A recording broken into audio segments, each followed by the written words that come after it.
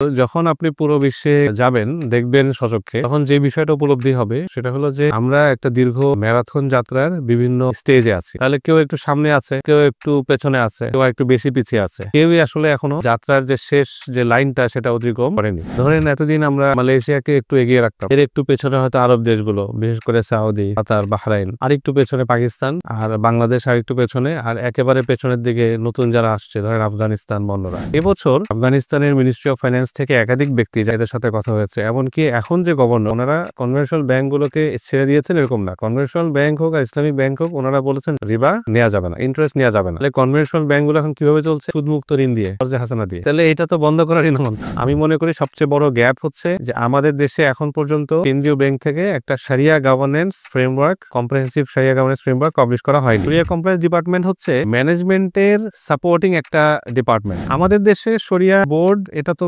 অকার্যকর অনেক ক্ষেত্রে, যেটা আমি বললাম। হঠাৎ করে দেখবেন পত্রিকায় একটা অ্যাড চলে গেছে, কি ডবল বেনিফিট স্কিম, লাখপতি কোটিপতি। শরিয়া বোর্ডকে জিজ্ঞেস করেন আপনি অ্যাপ্রুভাল দিয়েছেন না? আমার কাছে তো আসেই নাই। তাহলে কি অ্যাপ্রুভাল দিয়েছে? শরিয়া অডিটকে জিজ্ঞেস করি, আপনি বলেন না আমি তো অডিট, আমি তো পরে আসবো।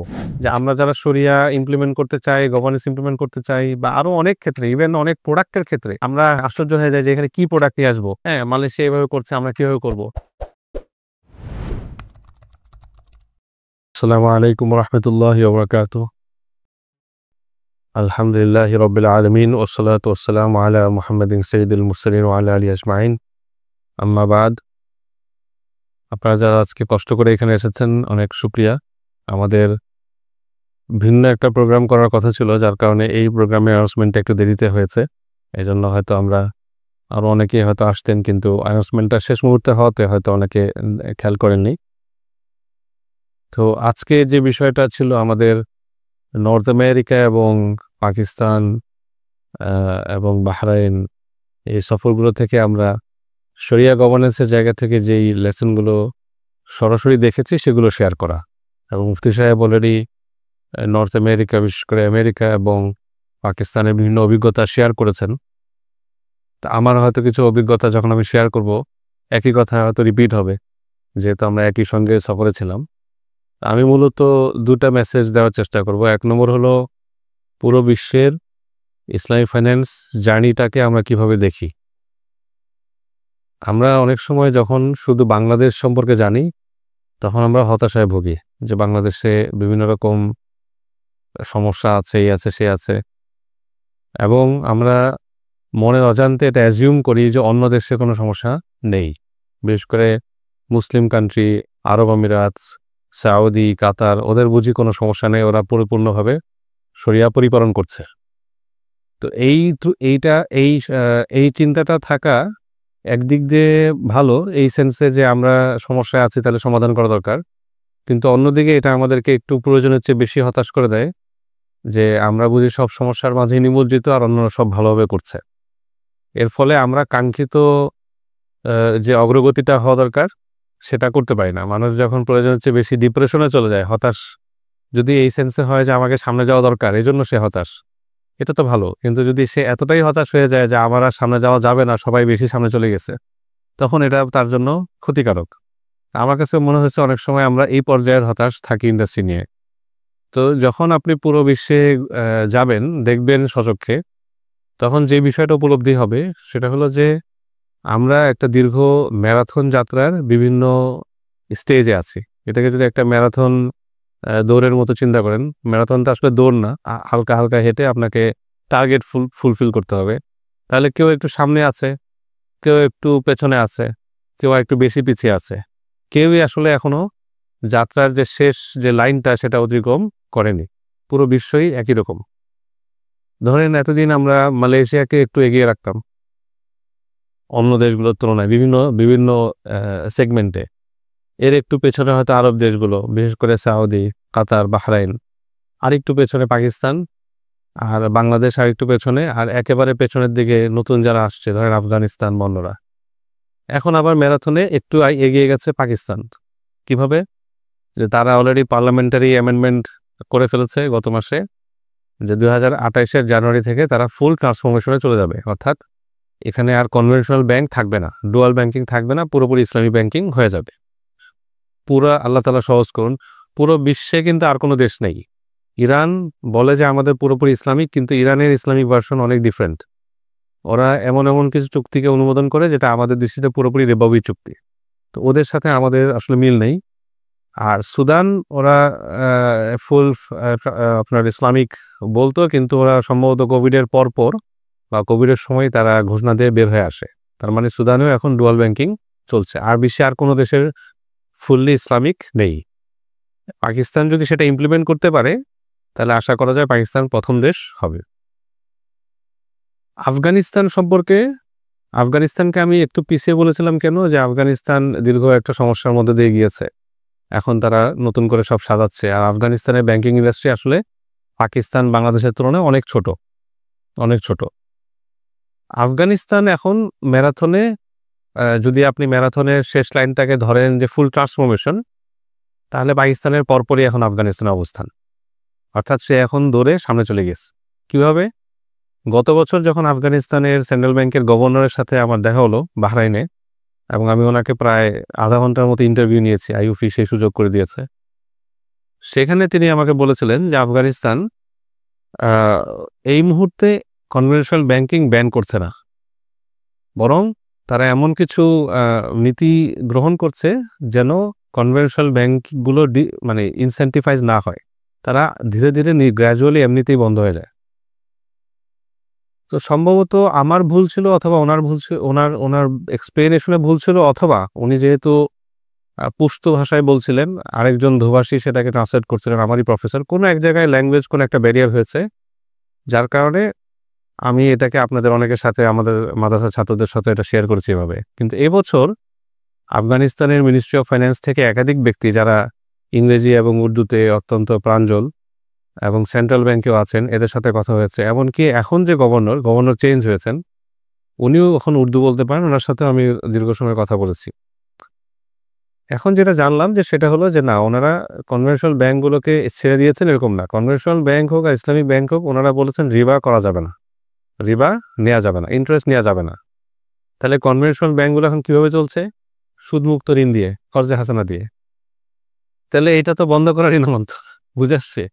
মানে ওনারা বন্ধ করে নাই, ওনারা বলেন নাই যে কনভেনশনাল ব্যাংক বন্ধ, কিন্তু ওনারা বলেছেন যে রিবা নেওয়া যাবে না, ইন্টারেস্ট নেওয়া যাবে না। তাহলে কনভেনশনাল ব্যাংক যেগুলো এখন সার্ভিস দিচ্ছে, সে শুধু কর্জে হাসানা দিচ্ছে যদি ফাইন্যান্সিং দেয়, আর মূলত সে এলসি টেলসি বা অন্যান্য সার্ভিসগুলো খুলে দিচ্ছে। তাহলে আসলে ওই দৃষ্টিকোণ থেকে সে আসলে অলরেডি ট্রান্সফরমেশনে চলেই গিয়েছে। পাকিস্তান যেটা 2028-এ করবে, আসলে আফগানিস্তান বলতে গেলে সেটা অলরেডি করে ফেলেছে। বাকি যেহেতু বললাম যে ওদের আসলে ব্যাংকিং সেক্টর খুব ছোট, এজন্য পাকিস্তানের বিষয়টা যত জটিল এবং বিরাট বিষয়, আফগানিস্তানের বিষয়টা ওরকম এতটা বড় নয়। কিন্তু স্টিল আমি যদি ওই যে ম্যারাথনের সাথে তুলনা করলাম, আফগানিস্তান এখন যথেষ্ট এগিয়ে গিয়েছে এই জায়গা থেকে। তবে তাদের সামনে অনেক চ্যালেঞ্জ, ইকোনমিক চ্যালেঞ্জ অনেক বেশি। তাদের অনেক টাকা পয়সা আটকে রাখা ফেডারেল রিজার্ভে, আপনারা জানেন। তো এই কারণে তাদের এই ট্রান্সফরমেশনটা মানে কতটুকু ভালো হবে বা ইকোনমিতে কীভাবে ইম্প্যাক্ট করবে, এটা দেখার জন্য আমাদের আরও সামনের সময়গুলো দেখতে হবে। কিন্তু ওনারা এটা স্পষ্ট করেছেন, এবং একাধিক ব্যক্তির সাথে এটা আমি কথা বলে কনফার্ম হয়েছি যে না, রিবা নেয়ার, ইন্টারেস্ট নেওয়ার আসলে কোনো সুযোগ নাই। এখন আপনি কিভাবে নেবেন, ইসলামী ব্যাংক বলে নেবেন না সুদী ব্যাংক বলে নেবেন, মানে করবেন, এটা আপনার ব্যাপার। ওই জায়গায় তারা রেস্ট্রিকশন দেয় নাই, কিন্তু সুদ নেওয়া যাবে না। এটা মাইক্রো ফাইন্যান্স হোক, মাইক্রো ক্রেডিট হোক, যাই হোক না কেন, ইন্স্যুরেন্স হোক, যেটাই হোক। তো তার মানে বাধ্যতামূলকভাবেই সবাই এখন ট্রান্সফরমেশনের দিকে দ্রুত যাচ্ছে বা যাবে। মালয়েশিয়া বলি বা মিডল ইস্টের অন্যান্য দেশ বলি, ওনাদের আপাতত কারোরই ফুল ইসলামী ব্যাংকিংয়ের দিকে যাওয়ার কোনো পরিকল্পনা নাই। আপাতত তাদের কারোরই চিন্তা নাই যে আমি আমার পুরো ব্যাংকিং সেক্টরকে ইসলামী ব্যাংকিং বানাবো। এবং এটার পিছনে কিছু বাস্তবতাও আছে। যেমন মালয়েশিয়ার কথা যদি বলি, 40% বা তারও বেশি অমুসলিম মানুষ আছেন, এবং এদের একটা বড় অংশই ফাইন্যান্সিয়ালি তারা অনেক স্ট্রং। তো ফুল ইসলামিক ব্যাংকিংয়ে গেলে এটার একটা নেগেটিভ ইফেক্ট তাদের আছে, এই জন্য তারা ওটা চিন্তা করতে পারে না। কিন্তু মিডল ইস্টের দেশগুলো চাইলে কিন্তু করতে পারে, যদিও হয়তো এই মুহূর্তে তাদের সেই পরিকল্পনা নাই। সমস্যার জায়গায় যদি বলি, শারিয়া গভর্নেন্সের জায়গায় বা ইনস্ট্রুমেন্টের ব্যবহার, যেমন ধরেন আমাদের এখানে আমরা সমস্যা বোধ করছি মুরাবাহা ঠিক মতো করা হচ্ছে না। আমরা করছি গুডস মুরাবাহা। লিল আমিরি বিশরা যেটা, এটা হলো গুডস মুরাবাহা বলি আমরা কেন? কারণ আরেকটা মুরাবাহা ওইটার সাথে এটাকে পার্থক্য করার জন্য ওনারা ওইটাকেও মুরাবাহা বলে। ওনারা মূলত তাওয়াররুককে সুন্দরভাবে কমোডিটি মুরাবাহা বলেন, মুরাবাহা লিসিলা। কিন্তু মুরাবাহা লিসিলা আর আমাদের যে মুরাবাহা এটা ডিফারেন্ট। ওনাদের ওই মুরাবাহাতে আসলে উদ্দেশ্য পণ্য না, উদ্দেশ্য হচ্ছে তাওরিক, অর্থাৎ অর্থ গ্রহণ করা, ক্যাশ গ্রহণ করা। তো মুরাবাহা দিয়ে মানে প্রথমে পণ্যটা সেটা হোক রাবার অথবা পাম অয়েল অথবা এরকম বিভিন্ন মেটাল আছে, এগুলো কিনে গ্রাহকের কাছে বিক্রি করার পরে গ্রাহক এটা আবার আলটিমেটলি বাজারে বিক্রি করে দিয়ে সে টাকা নেবে, ক্যাশ নেবে। তাহলে ক্যাশটা হচ্ছে সেখানে উদ্দেশ্য। আর আমাদের গুডস মুরাবাহায় মূল উদ্দেশ্য হচ্ছে পণ্য। এই দুইটার মাঝে ফান্ডামেন্টাল ডিফারেন্স আছে। তো অনেক সময় রিপোর্টিং যখন করা হয়, ইন্টারন্যাশনাল বিভিন্ন আপনার ইসলামিক ফাইন্যান্স রিপোর্টিং দেখবেন, ওখানে আপনারা দেখবেন যে সৌদিতে মুরাবাহা করা হয়, মালয়েশিয়া মুরাবাহা করা হয়, কিন্তু ওই সৌদি, মালয়েশিয়া, বাহরাইন, কাতার এই দেশগুলোর মুরাবাহা আসলে কমোডিটি মুরাবাহা, তাওয়াররুক। আর আমাদের এই বাংলাদেশ, পাকিস্তানের মুরাবাহা হচ্ছে উজলি গুডস মুরাবাহা। ওইসব দেশে গুডস মুরাবাহা উঠে গেছে অলমোস্ট, বুঝতে পেরেছেন? ওখানে মূলত মুরাবাহা বলতে কমোডিটি মুরাবাহা বোঝানো হয়, যেটা আসলে তাওয়াররুকেরই অপর নাম। এখন তাওয়াররুক যখন বলছি তখনই আপনারা জানেন, আমরা ক্লাসে বিভিন্ন সময় আলোচনা করেছি যে এখানে আরও ফান্ডামেন্টাল অনেক সমস্যা রয়ে গেছে। গুডস মুরাবাহায় আমি তো অ্যাটলিস্ট গ্রাহককে এজেন্ট বানালে, পণ্যটা কিনলে মানে সারাআন কবজ ইত্যাদি করলে ঠিক হয়ে যায়, কিন্তু ওইখানে আরও বেশি ফান্ডামেন্টাল প্রবলেম রয়ে গেছে। তারপরেও ওনাদের শরিয়া বোর্ড বা স্কলাররা বিভিন্ন ইয়াতে এটাকে অনুমোদন দিয়েছেন, যেখানে অনেক প্রশ্ন, শরিয়াই প্রশ্ন ইত্যাদি স্টিল রয়ে গেছে। এবং এটার যে আফটার ইফেক্ট, এটার যে মানে নেতিবাচক প্রভাব, এটা বুঝতে পেরে বিভিন্ন দেশ এখন কমোডিটি মুরাবাহা বা তাওয়াররুক কমানোর চেষ্টা করছে। যেমন মালয়েশিয়াতে তাওয়াররুক প্রায় 80-90% অলমোস্ট। বাংলাদেশে যেমন গুডস মুরাবাহা প্রায় 80-90%, ওখানে তাওয়াররুক এরকম। এখন ওনারা যদিও অফিসিয়াল সার্কুলার নাই, কিন্তু ইন্টারনাল মেমো দিয়ে ব্যাংকগুলোকে বলছে যে তোমরা 50%-এর নিচে নামায় নিয়ে আসো নেক্সট 2 ইয়ার্সে তাওয়াররুক। এজন্য এখন আপনারা যদি মালয়েশিয়ার কনফারেন্সগুলোর আলোচনা ফলো করেন, এই যে এই বছর তাদের বছরে কিছু মুজাকারা হয়, ওরা বলে শারঈ মুজাকারা বলতে আলোচনা, ফিকহি মজলিসের মতো।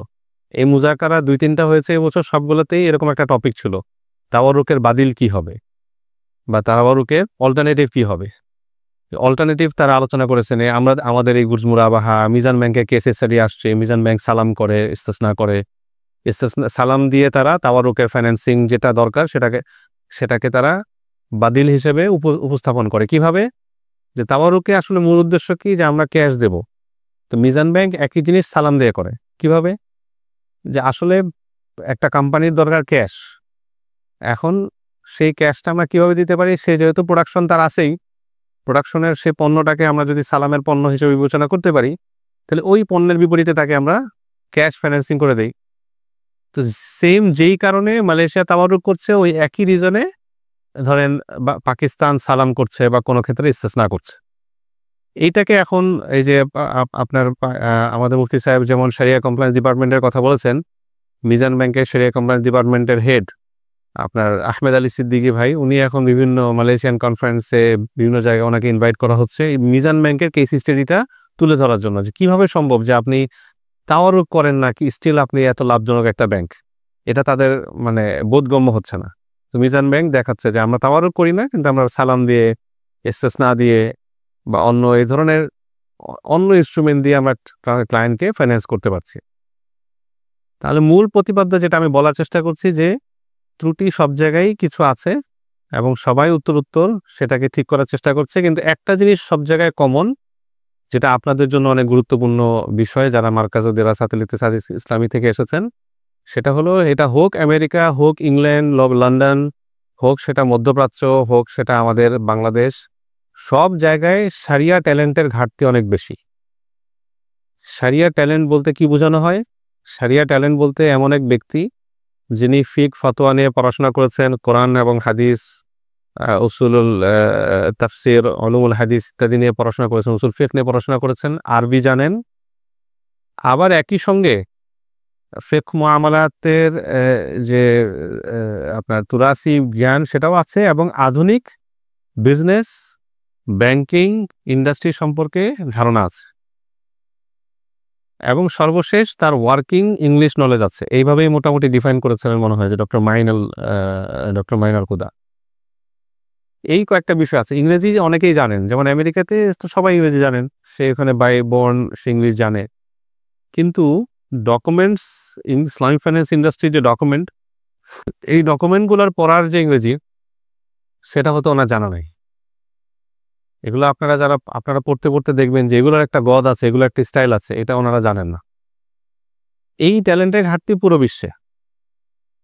আপনি যদি নিজেকে এভাবে যোগ্য করে তুলেন, তাহলে এই ইন্ডাস্ট্রিতে আপনার প্রয়োজন এবং ডিমান্ড যেমন বাংলাদেশে আছে, ঠিক একইভাবে মধ্যপ্রাচ্যের দেশগুলোতে আছে, একইভাবে অন্যান্য অমুসলিম দেশগুলোতে। এখন অমুসলিম দেশ, সেটা হোক অস্ট্রেলিয়াতে আমাদের বিভিন্ন ক্লায়েন্ট কাজ করার চেষ্টা করছেন, একই সিনারিও, আমেরিকার মতোই। ছোট ছোট উদ্যোগ তারা নিচ্ছেন, নানা প্রতিকূলতা, আইনি জটিলতা, এর মাঝে তারা শুরু করছেন।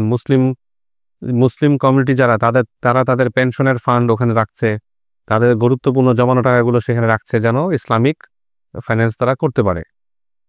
সেটা অস্ট্রেলিয়াতেও সেম, ইউএসএও সেম, ইউকেতেও সেম, সাউথ আফ্রিকা, তারপর অন্যান্য অমুসলিম দেশগুলোতেও একই। তাহলে আপনারা যদি নিজেদেরকে এভাবে গড়ে তুলতে পারেন যে ফিক ফতোয়ার পাশাপাশি আধুনিক ব্যাংকিং ইন্ডাস্ট্রিতে, ইন্স্যুরেন্স ইন্ডাস্ট্রিতে কিভাবে কাজ করে, কি কি জটিলতা আছে, তাহলে আমরা মনে করি যে সামনে ইনশাল্লাহ আপনাদের দ্বারা শুধু বাংলাদেশে নয়, আন্তর্জাতিকভাবেও আল্লাহ রাব্বুল আলামিন নানা খেদমত ইনশাআল্লাহ নিবেন। এটা তাহলে প্রথম মেসেজ ছিল যে আসলে ইসলামী ব্যাংকিং এবং ফাইন্যান্সে পুরো বিশ্বেই নানা রকম ত্রুটি আছে, চ্যালেঞ্জ আছে, এবং এই চ্যালেঞ্জ উত্তরণে এক একটা দেশ এক একটা পর্যায়ে আছে। কেউই আপনার মানে একদম আহসান পর্যায়ে বা সর্বোচ্চ লেভেলের বেস্ট পর্যায়ে কেউই নাই।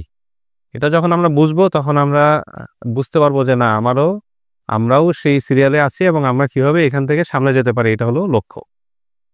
এবার আসি বাংলাদেশে ইসলামী ব্যাংকিং এর ক্ষেত্রে সমস্যাগুলো কি, সারিয়ার জায়গা থেকে মুফতি আব্দুল্লাহ মাসুদ সাহেব কিছু তুলনামূলক আলোচনা করেছেন। আমি যদি আমার দৃষ্টিকোণ থেকে আমি আলোচনা বলতে চাই, আমি মনে করি সবচেয়ে বড় গ্যাপ হচ্ছে যে আমাদের দেশে এখন পর্যন্ত কেন্দ্রীয় ব্যাংক থেকে একটা সারিয়া গভর্নেন্স ফ্রেমওয়ার্ক, কম্প্রিহেন্সিভ সারিয়া গভর্নেন্স ফ্রেমওয়ার্ক পাবলিশ করা হয়নি। আমরা কিছুদিন আগেই কেন্দ্রীয় ব্যাংকের প্রতিনিধিদের সাথে আমরা সাক্ষাৎ করেছি। আমাদের ইসলামী ব্যাংকিং একটা অ্যাক্ট ড্রাফট প্রকাশ করা হয়েছে, ওটার জন্য আমরা আমাদের মন্তব্য এবং কমেন্টস এগুলো দিয়েছি।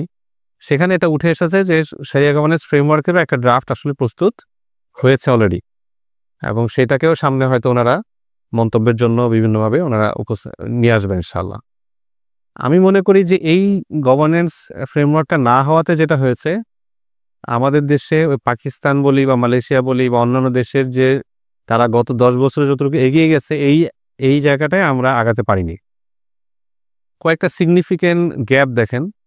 আমাদের দেশে শরিয়া বোর্ড আছে। প্রথমত শরিয়া বোর্ডের যে ফিট অ্যান্ড প্রপার ক্রাইটেরিয়া বা তাদের যে যোগ্যতা, এই জায়গাটায় একটা বিরাট ঘাটতি আছে।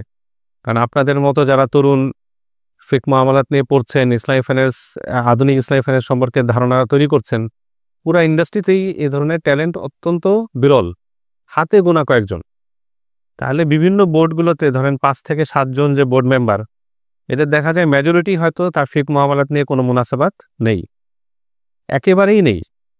তাহলে একটা সিদ্ধান্ত যখন গ্রহণের বিষয় আসে, একটা বিষয়কে জটিল একটা বিষয়, একটা কেস নিয়ে আসা হয়েছে যে এরকম সমস্যায় পড়েছি, আপনারা শরিয়া সমাধান দেন, ওনারা দিতে পারছেন না। ওনারা কেউ হয়তো মন্তব্য করছেন এটা আরও পরে আসতে হবে, কেউ মন্তব্য করছেন যে অন্যদের যেই মত আমার সেই মত, অন্যদের আসলে কোনো মত নাই। কাজেই সবাই যখন এই কথা বলতেছেন, তাহলে তার মানে কি সবাই আত্ম করে দিচ্ছেন আরেকজনের উপর, তা আলটিমেটলি কারোই মত হচ্ছে না এবং মত নেই। এই ঘাটতিগুলো হওয়ার কারণে শরিয়া বোর্ড ইফেক্টিভলি সিদ্ধান্ত নিতে পারছে না, এটা 1 নম্বর বিষয়। শরিয়া বোর্ড ইফেক্টিভলি সিদ্ধান্ত নিতে না পারার কারণে কি গোলমাল হচ্ছে? গোলমাল হচ্ছে এইটা যে ম্যানেজমেন্ট বুঝতে পারছে যে আমি যেই বিষয়টা শরিয়া বোর্ডে নিয়ে আসবো, এটা আসলে নিষ্পত্তি না হওয়ার সম্ভাবনা বেশি। নিষ্পত্তি না হওয়া মানে কি, যে এটা হয়তো আমার মানে পক্ষে বা বিপক্ষে কোনো রায়ই হয়তো আমি পাবো না। ফলে ম্যানেজমেন্ট অনেক ক্ষেত্রে বিষয়কে শরিয়া বোর্ডের কাছে নিয়েই আসছে না। এই যে আপনারা সম্প্রতি দেখেছেন পত্রপত্রিকায় যে কেন্দ্রীয় ব্যাংক একটা বিরাট অঙ্ক বিভিন্ন দুর্বল ব্যাংকগুলোকে দিয়েছে। এই দুর্বল ব্যাংকগুলো শরিয়া বোর্ডগুলোকে জিজ্ঞাসা করেন, অনেকের কাছেই এই চুক্তি যায়নি। আমি অনেকের সাথে কথা বললাম, কেন্দ্রীয় ব্যাংকের সাথে আসলে কি চুক্তি হয়েছে এটা শরিয়া বোর্ডের কাছেও জানা নেই। অথচ এটা একটা সিগনিফিকেন্ট বিষয়, কিন্তু শরিয়া বোর্ডের কাছে যায়, কারণ শরিয়া বোর্ড এখানে হয়তো এটা ফেক মামলাতের আলোকে হয়তো নিষ্পত্তি করতে পারবে না বা করবে না, এর দীর্ঘসূত্রিতা তৈরি হবে।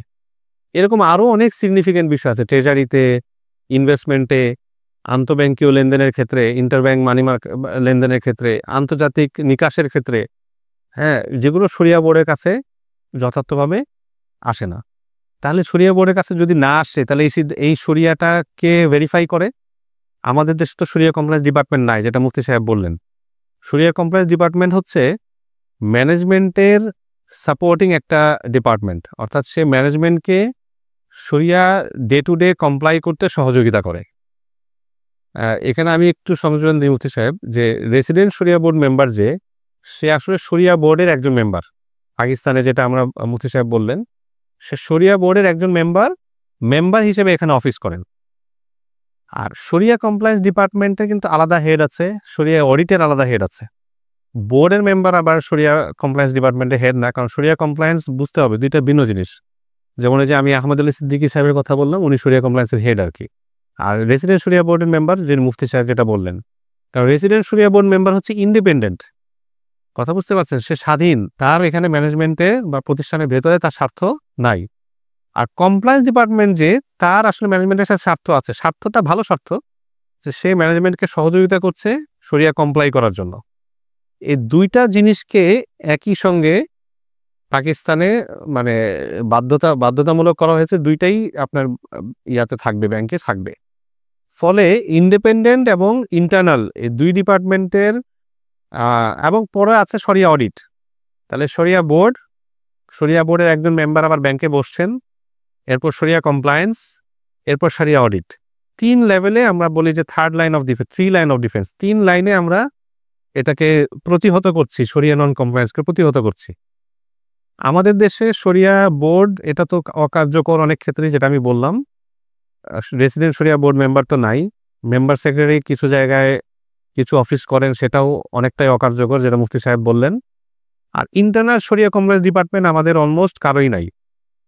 হয়তো শরিয়া সেক্রেটারিয়েট একটু কাজ করছে, অথবা কখনো শরিয়া অডিট ডিপার্টমেন্ট মুরাকিবকে এনে আমরা কিছু কাজ করাচ্ছি, কিন্তু সে কিন্তু পুরো দায়িত্ব পালন করতে পারছে না। ফলে আজকে হঠাৎ করে দেখবেন পত্রিকায় একটা অ্যাড চলে গেছে, কি ডবল বেনিফিট স্কিম, লাখপতি কোটিপতি। শরিয়া বোর্ডকে জিজ্ঞেস করেন, আপনি অ্যাপ্রুভাল দিয়েছেন না? আমার কাছে তো আসেই নাই। তাহলে কে অ্যাপ্রুভাল দিয়েছে? শরিয়া অডিটকে জিজ্ঞেস করি, আপনি বলেন না আমি তো অডিট, আমি তো পরে আসবো। অডিট কিন্তু পরে আসে, হ্যাঁ, পোস্ট ফ্যাক্টো। তাহলে কে অ্যাপ্রুভাল দিল? কেউ অ্যাপ্রুভাল দেয় নাই। মার্কেটিং তার মন চেয়েছে, ম্যানেজমেন্টকে সে দেখিয়েছে, বা সে পত্রিকায় ছেড়ে দিয়েছে। সিগনিফিকেন্ট একটা শরিয়া গভর্নেন্স গ্যাপ, যেটা মালয়েশিয়াতে আমার দেখা মতে, আমি যেহেতু একটা কমিটিতে বসে, এটা সম্ভবই না। এখানে মালয়েশিয়াতে কি হয়, শরিয়া বোর্ড তো আমরা আছি, এবং আরেকটা বিষয় হলো শরিয়া বোর্ডের রেসপন্সিবিলিটিটা বাংলাদেশে শুধুমাত্র মিটিং টু মিটিং। অর্থাৎ আমি বোর্ডের মতো একটা মিটিংয়ে গেলাম, মিটিংয়ে 1-2 ঘন্টায় আমার কাছে কিছু জিনিস উপস্থাপন করা হলো, আমি রায় দিলাম, চলে আসলাম, শেষ, আমার কাজ নাই। কিন্তু পাকিস্তানেও সেটা মান্থলি একটা কমিটমেন্ট, এবং শরিয়া বোর্ডের মেম্বারদেরকে মান্থলি রিমুনারেশন দেওয়া হয়। আবার মালয়েশিয়াতেও সেম, সৌদি আরব আমিরাত এই জায়গাগুলোতেও সেম।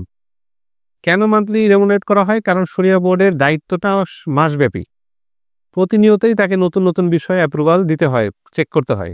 ওই আমি 3 মাস পরে একটা মিটিংয়ে গেলাম, এরপর আমি আর খবর নেই, বিষয়টা এরকম না যে আমার কাছে এখনো কিছু জিনিস পেন্ডিং হয়ে আছে, আমাকে অ্যাপ্রুভাল দিতে হবে, অথচ মিটিং কিন্তু আমার 2 মাস পর পর। আমি মালয়েশিয়ার কথা বলছি। আচ্ছা, তারপর দেখেন শরিয়া বোর্ড তো সব তো অ্যাপ্রুভাল দিতে পারে না। আমি যদি ডেইলিও 5-10টা আইটেম অ্যাপ্রুভাল দেই, স্টিল অনেক বিজনেস ম্যাটার থাকে যেটা অ্যাপ্রুভালের দরকার। অর্থাৎ অ্যাপ্রুভালের দরকার মানে শরিয়া যাচাই করার বিষয় আছে, ছোটখাটো বিষয় যেটা সাধারণত মনে হবে যে এটা কি অ্যাপ্রুভাল দেওয়ার বিষয়, এগুলোও শরিয়া যাচাই করার বিষয় আছে।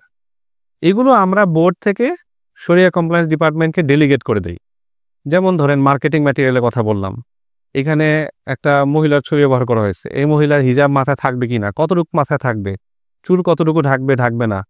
তারপর একটা পুরুষের ছবি ব্যবহার করা হয়েছে, সে হাফ প্যান্ট পরেছে, এই হাফ প্যান্টটা কতটুকু লম্বা হইতে হবে, এটা ডিটেল জিনিসগুলা শরিয়া কমপ্লায়েন্স ডিপার্টমেন্টকে গাইডলাইন দেওয়া আছে। ওইটার আলোকে শরিয়া কমপ্লায়েন্স ডিপার্টমেন্ট প্রত্যেকটা মার্কেটিং ম্যাটেরিয়াল তার কাছে আসবে, সে অ্যাপ্রুভাল দিবে, এটা অ্যাপ্রুভ হবে, এরপর সেটা পত্রিকা যাবে।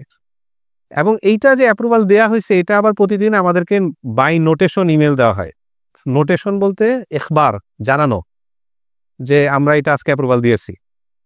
মানে এটা আমার কোনো অ্যাকশন দরকার নাই, আমি শুধু জেনে রাখলাম যে এই বিষয়টা অ্যাপ্রুভাল দেওয়া হয়েছে। তার মানে আমার যদি কোনো ভেটো থাকে যে না আপনি এটা ঠিক ধরেন নাই, আমি আবার ইমেল দিলে সেটা রিভার্স হয়ে যাবে। ধরেন শরিয়া কমপ্লায়েন্স ডিপার্টমেন্ট অ্যাপ্রুভাল দিয়েছে আমাদের পূর্বানুমতি হিসেবে, কিন্তু আমাকে যখন নোটেশন দেওয়া হয়েছে, আমি অ্যাজ এ শরিয়া বোর্ড মেম্বার বললাম যে না আমি এটাতে এগ্রি করি না, তাহলে পূর্বের ওটা রিভার্স হয়ে যাবে। রিভার্স হয়ে এখন এটা শরিয়া বোর্ড ম্যাটারে চলে যাবে। শরিয়া বোর্ডের মেজরিটি অ্যাপ্রুভালের ভিত্তিতে এটা তখন আবার অ্যাপ্রুভাল হবে। কথা বুঝতে পেরেছেন? এভাবে প্রতিটা ম্যাটার, মানে আমি যখন নোটেশন ইমেল দেখি এখানে মার্কেটিং এর বিষয় আছে, এখানে ইন্টারনাল অপারেশনস এর বিষয় আছে, রিসার্চ তো আছেই, আরো অনেক অনেক বিষয় আছে যেটা আমাদের দেশে শরিয়া বোর্ড জানেই না যে এত বিষয় থাকতে পারে, কারণ শরিয়া বোর্ডে এগুলো কখনোই আসে না। এত কিছু হওয়ার পরে তাহলে শরিয়া কমপ্লায়েন্স ডিপার্টমেন্ট যে সে আবার সারা বছর ব্যাপী রিভিউ করছে, এইখানে আজকে এই ব্রাঞ্চে এই সমস্যা, এই ব্রাঞ্চে এগুলো আমরা নোটিফাই হচ্ছি, আপডেট হচ্ছি, আবার বোর্ড মিটিংয়ে আসতেছে, সেখান থেকে আবার অনেক বিষয়কে আইডেন্টিফাই করা হচ্ছে পটেনশিয়াল এসএনসি হিসেবে, পটেনশিয়াল শারিয়া নন কমপ্লায়েন্স, এসএনসি। পটেনশিয়াল এসএনসি মানে কি? সম্ভাব্য শরিয়া নন কমপ্লায়েন্স। এটা যখন ডিটেক্ট হয়ে যাচ্ছে, মানে শরিয়া রিভিউ ডিপার্টমেন্ট বা কমপ্লায়েন্স ডিপার্টমেন্ট যখন বলছে যে একটা ইস্যু পাওয়া গেছে শরিয়া নন কমপ্লায়েন্স, পটেনশিয়াল এসএনসি, এই পুরো ম্যানেজমেন্টের মাথা খারাপ হয়ে যায়, পেরেশান হয়ে যায় যে এইটা যদি এখন শরিয়া বোর্ড এই পটেনশিয়াল এসএনসিকে শরিয়া বোর্ড সিদ্ধান্ত নেয় যে এটা আসলেই এসএনসি, মানে আসলেই শরিয়া নন কমপ্লায়েন্স হয়েছে, তাহলে এটা একটা বিরাট ব্যাপার।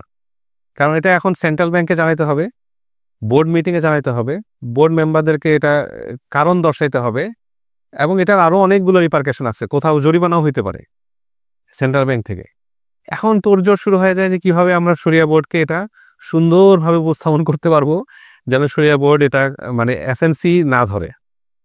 তো তারপরও এটা যখন শরিয়া বোর্ডে আসে এবং আমরা ডেলিভারেট করার পরে এটাকে এসএনসি বলি, এই এসএনসি বলার মানে হলো এটা সেন্ট্রাল ব্যাংক মালয়েশিয়ার একটা আপনার পোর্টাল আছে, সেখানে এটা আপডেট করতে হবে ইমিডিয়েটলি, এটা বোর্ড মিটিং করতে হবে, এখানে মিনিটস বলতে আমরা মিটিংয়ে যে আলোচনা করেছি। আচ্ছা, এটাও একটা প্রাসঙ্গিকভাবে বলি, আমাদের দেশে শরিয়া বোর্ডের মিটিং হয়, অনেক লম্বা আলোচনা করলাম, এরপর মিনিট হয় খুব সংক্ষিপ্ত, যে এই বিষয়ে আলোচনা হয়েছে, সিদ্ধান্ত হয়েছে এই। এটা আপনার মিনিটসের কোনো আধুনিক সিস্টেম নেই, এখন পুরো প্রত্যেক দেশেই অনেক আপডেট করে ফেলছে, একদম ডিটেইল। যেমন আমি এখন আমার 2 বছর আগেরও যদি কোনো মিটিং মিনিট দেখি, আমি দেখতে পারি যে আমি কি বলেছিলাম, এটার পিছনে আমার কি হাওয়ালা ছিল, কি যুক্তি ছিল, সব আপনার মিনিট করা আছে। এই পুরো মিনিট সেন্ট্রাল ব্যাংকে জমা দিতে হয়। তাহলে সেন্ট্রাল ব্যাংক আবার এটাকে যাচাই করে যে আমরা যে নন এসএনসি বললাম, আসলে কি আমরা বুঝে বলছি না বুঝে বলছি। মানে আমরা বললেই যে সবকিছু সে খারাপভাবে নিবে এরকমও না, তারও এখানে ডিপার্টমেন্ট আছে, ওইখানেও মাশাআল্লাহ জর্ডান থেকে, ইয়ামান থেকে ফারেক, আজহার থেকে ফারেক, ভালো ভালো ইয়াং স্কলার আছেন আপনাদের মতো। এই পুরো প্রক্রিয়ার পরে এরপরে আছে অডিট, শারিয়া অডিট এসে আবার সে দেখবে যে গত বছর যে ট্রানজ্যাকশনগুলো হয়েছে সেটা শরিয়া কমপ্লায়েন্ট ইত্যাদি হয়েছে কিনা। আমাদের দেশে শরিয়া কমপ্লায়েন্স ডিপার্টমেন্ট নাই বলতে গেলে। আর শরিয়া অডিট যেটা, সে রিপোর্ট করে আমাদের দেশে আইসিসি ডিপার্টমেন্টের কাছে, ইন্টারনাল কমপ্লায়েন্স ডিপার্টমেন্টের কাছে। ইন্টারনাল কমপ্লায়েন্স হচ্ছে ম্যানেজমেন্টের স্বার্থ রক্ষায়, ম্যানেজমেন্টকে কমপ্লায়েন্স করার জন্য সে চেষ্টা করে। ওই যে শরিয়া কমপ্লায়েন্স ডিপার্টমেন্ট রিপোর্ট করতে পারে ইন্টারনাল কমপ্লায়েন্স, ঠিক আছে, কিন্তু শারিয়া অডিট যখন কমপ্লায়েন্সকে রিপোর্ট করে, শারিয়া অডিট অন্যান্য দেশে রিপোর্ট করে সরাসরি বোর্ড অফ ডাইরেক্টরসের অডিট কমিটিকে। বোর্ড অফ ডাইরেক্টরস হচ্ছে পরিচালনা পর্ষদ, পরিচালনা পর্ষদের মাঝে ইন্ডিপেন্ডেন্ট বোর্ড মেম্বারদেরকে নিয়ে একটা বোর্ডের মাঝে একটা ছোট কমিটি গঠিত হয়, অডিট কমিটি। এই অডিট কমিটি প্রতি বছর যে ফাইন্যান্সিয়াল অডিট হয়েছে এটা ঠিক হয়েছে না দুর্নীতি হয়েছে এগুলো সে কনফার্ম করে।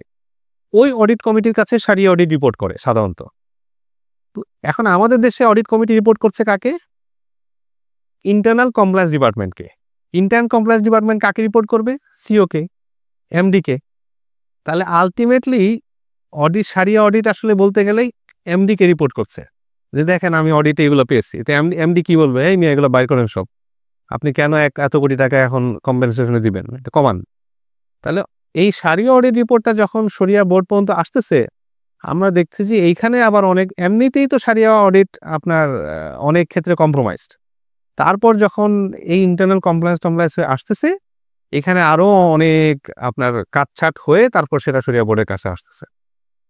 এটার কারণ হলো স্বার্থের দ্বন্দ্ব, তারুজ লেল কি বলে এটাকে, কনফ্লিক্ট অফ ইন্টারেস্টকে আরবিতে কি বলে জানো? সুবহানাল্লাহ। মাসলাহা মনে হয় বলে, তারুজুল মাসালেহ, তারুজুল মাসালেহ। এই আপনার কনফ্লিক্ট অফ ইন্টারেস্ট দূর করার উপায় হলো যে আলাদা শরিয়া কমপ্লায়েন্স ডিপার্টমেন্ট রাখা, যে কমপ্লায়েন্সকে রিপোর্ট করবে, আর অডিট থাকবে আলাদা, যে ফাইন্যান্সিয়াল অডিটের মতো গ্রুপ বোর্ড অফ ডাইরেক্টরসের অডিট কমিটিকে রিপোর্ট করবে। তাহলে দুইটা সেপারেট থাকবে ইনশাআল্লাহ, এবং সেখানে আমাদের কাজগুলো আরো বেশি গ্রহণযোগ্য হবে। তো এই জিনিসগুলো অলরেডি পাকিস্তানে, মালয়েশিয়াতে, অন্যান্য দেশে ইমপ্লিমেন্ট হয়েছে, এবং পাকিস্তানের ইমপ্লিমেন্টেশনের যে স্ট্রাকচারটা, এটা আমাদের সাথে অনেক বেশি কাছাকাছি। কারণ হলো কালচারালি আমাদের আশেপাশের দেশগুলোর মাঝে বা মালয়েশিয়াগুলো তো আমাদের থেকে একটু দূরে, ভাষা ভিন্ন, কালচার ভিন্ন, কিন্তু এই অঞ্চলে আমাদের কালচারটা কাছাকাছি। আমরা যেই সমস্যা আজকে ফেস করতেছি, এই একই সমস্যা ওনারাও ফেস করেছেন।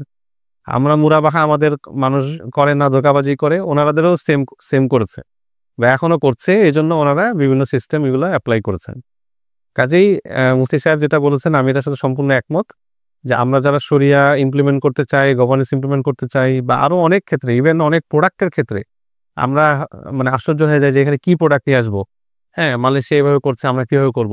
তো মালয়েশিয়াটা চ্যালেঞ্জিং মনে হলে আপনি পাকিস্তান দেখেন কি করেছে, দেখবেন যে ওইখানে এমন প্রোডাক্ট আছে যেটা আমাদের সাথে খুবই রিলেটেবল, এবং আমরা ইজিলি সেটা ইমপ্লিমেন্ট করতে পারি। কারণ ওনাদের ওলামায়ে কেরামের ফাতাওয়া আর আমাদের ওলামায়ে কেরামের ফাতাওয়া কাছাকাছি, আমাদের ফিক এক, কাজেই আমাদের ইমপ্লিমেন্টেশন স্ট্র্যাটেজিটা সহজ। আর মালয়েশিয়ার ফিক ভিন্ন, ফিক শাফিঈ, এবং ওনাদের কিছু তাফারুদাত আছে। অনেক জায়গায় আমরা দেখব কি হচ্ছে না, অ্যালাইনমেন্ট হচ্ছে না, তখন আমরা হতাশ হয়ে যাব, আর ওরা তো অনেক উন্নত দেশ, আমরা এটা করতে পারছি না, কাজেই আমরা যেভাবে আছি ওইভাবেই ভালো। এই জন্য আমরা পাকিস্তানের এই জিনিসগুলো যদি দেখবো যে ওখানে আমাদের অনেক খোরাক আছে আপগ্রেড করার। তো সর্বোপরি আমি আমার আলোচনার শেষ দিকে যাচ্ছি। আমি 2টা পয়েন্ট বলার চেষ্টা করেছি। 1 নম্বর হলো যে আমাদের এই সফর থেকে এটা আমাদের কাছে স্পষ্ট হয়েছে, একদম চাক্ষুষ, আমরা তো আগে পড়েছি, আর এটা আমাদের কাছে চাক্ষুষ স্পষ্ট হয়েছে যে পৃথিবীর বিভিন্ন দেশে ইসলামী ফাইন্যান্সে অগ্রযাত্রা বিভিন্ন রকম, এবং কেউই আসলে একদম পারফেকশনের চূড়ান্ত পর্যায়ে আসলে কেউই নাই। কেউ একটু কাছাকাছি আছে, কেউ একটু দূরে আছে, ইত্যাদি। কাজেই আমরা যেই দেশে আছি সবাই আসলে একটা কন্টিনিউয়াস স্ট্রাগলের মাঝে আছি। প্রতিনিয়ত এক এক জায়গায় এক এক রকম চ্যালেঞ্জ, কিভাবে আমরা আরেকটু ভালো করতে পারি, আরেকটু ভালো করতে পারি। কাজেই আমাদের আপনাদের কাছে নিবেদন ছিল যে শরিয়া ট্যালেন্ট, বিশেষ করে এটা খুবই ইম্পর্টেন্ট। অনেক ট্যালেন্ট তৈরি হচ্ছে অন্যান্য, কিন্তু শরিয়া ট্যালেন্টে একটা বিরাট ঘাটতি পৃথিবীর সব জায়গায়। কাজে আপনারা যদি নিজেদেরকে যোগ্য করে তুলতে পারেন, ইনশাআল্লাহ আমরা মনে করি আগামীতে দেশ এবং বিশ্বে উম্মার খিদমায় আপনারা নিয়োগ হতে পারবেন ইনশাআল্লাহ। আর দ্বিতীয় যে পয়েন্টটি বললাম, যে শরিয়া গভর্নেন্সের ক্ষেত্রে আমাদের পাকিস্তান এবং মালয়েশিয়া বা অন্যান্য দেশের সাথে যে তুলনা, সেখানে আমি বলার চেষ্টা করেছি 2টা পয়েন্ট। বেসিকলি একটা পয়েন্ট, যে আমি মনে করি আমাদের দেশে শরিয়া গভর্নেন্স ফ্রেমওয়ার্ক সেন্ট্রাল ব্যাংক থেকে এখনো কম্প্রিহেন্সিভলি না আসার কারণে আমাদের ব্যাংকগুলোতে শরিয়া গভর্নেন্সের ক্ষেত্রে একটা মারাত্মক ল্যাকিং রয়েছে।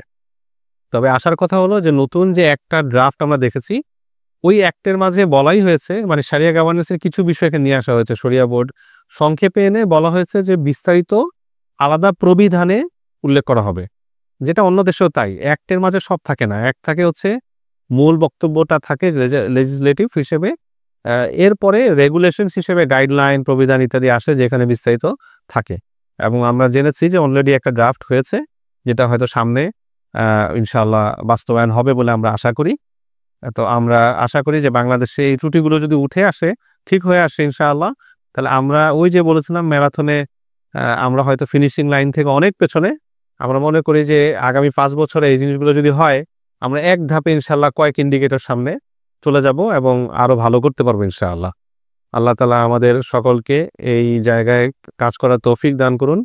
এবং আপনারা যারা বিশেষ করে প্র্যাকটিশনার এবং এক্সপার্ট এসেছেন, আপনাদের নিজ নিজ প্রতিষ্ঠানে এই ধরনের কাজে কোনো ডকুমেন্ট রিভিউ করার ক্ষেত্রে অথবা কমেন্ট করার ক্ষেত্রে যে কোনো প্রকার সহযোগিতায় আপনারা আমাদের 2টো প্রতিষ্ঠান, একটা আইএফএ কনসালটেন্সি, আবার আমাদের মাদ্রাসা মার্কাজ দিরাসাতুল ইকতিসাদ ইসলামী, বিশেষ করে আমাদের মাদ্রাসার ছাত্ররা অত্যন্ত আগ্রহী আপনাদের প্রতিষ্ঠানগুলো সম্পর্কে জানার, ভিজিট করার, এখানের এগুলো গবেষণার টপিক হিসেবে বানানোর। তা আমরা আপনাদেরকে অনুরোধ করব, আপনাদের প্রতিষ্ঠানগুলোর সাথে আমাদেরকে যে কোনোভাবে হোক সম্পৃক্ততা করা গেলে অবশ্যই করবেন ইনশাআল্লাহ, এবং আমরা আমাদের সর্বোচ্চ সহযোগিতাটুকু করার জন্য চেষ্টা করবো ইনশাআল্লাহ। জাযাকুমুল্লাহ খাইরান, আহসানুল জাযা। ভাই কয়েকটা বিষয় বলেছেন। এর মাঝে ইসলামিক ফাইন্যান্স পড়াশোনার ব্যাপারে, উচ্চতর পড়াশোনার ব্যাপারে আমরা কোনো কনসালটেন্সি দিতে পারি কিনা এরকম একটা প্রসঙ্গ তুলেছেন। তো আমার মনে হয় ব্যক্তি পর্যায়ে কেউ আমাদের সাথে যোগাযোগ করলে আমরা তাদেরকে সর্বোচ্চ আ ভালো পরামর্শটা দেওয়ার চেষ্টা করি ইনশাআল্লাহ। সবার জন্য আ প্রথমত আমাদের দেশে এখন কয়েকটা বিশ্ববিদ্যালয় শুরু করেছে ইসলামিক ফাইন্যান্স রিলেটেড উচ্চতর ডিগ্রি।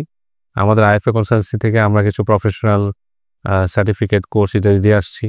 আর আপনি যে উত্তরগুলোর কথা বলেছেন এগুলো আমাদের সাথে শেয়ার করতে পারেন। আমাদের আইএফএ কনসালটেন্সি এবং মার্কাজুদ দিরাসাতুল ইকতিসাদ ইসলামী ২ টা প্রতিষ্ঠানই এ ধরনের ফিকহ মুআমালাত সম্পর্কিত বিভিন্ন প্রশ্নের উত্তর দিয়ে আসছে।